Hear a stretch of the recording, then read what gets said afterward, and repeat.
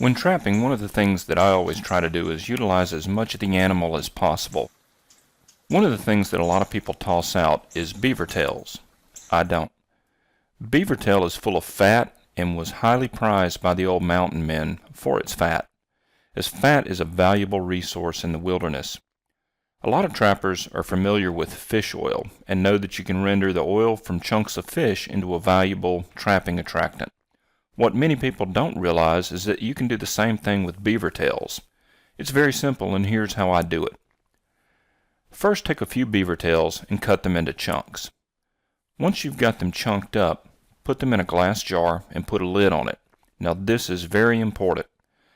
You have to let the gases be able to escape or the jar is going to explode, leaving you with a very dirty, oily, stinky mess. Not good. You also have to keep the flies out or they'll lay eggs and you'll end up with a jar full of maggots. Also not good. Now some people put a piece of pantyhose over the mouth of the jar or use an airlock like brewers do or whatever. Personally, I just use a heavy glass lid that will displace and allow the gas to escape before the jar breaks, but it's heavy enough to keep the flies out. Now all you have to do is let the oil sit in the sun and let it render the oil out.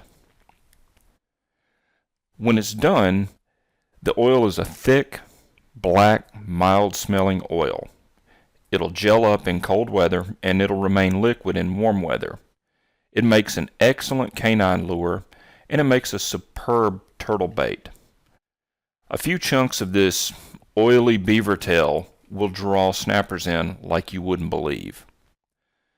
And as this process is going on, remember you can always add fresh chunks to an already working jar to keep the process going so that you have a continuous supply. You simply pour it off and let it continue to re-render.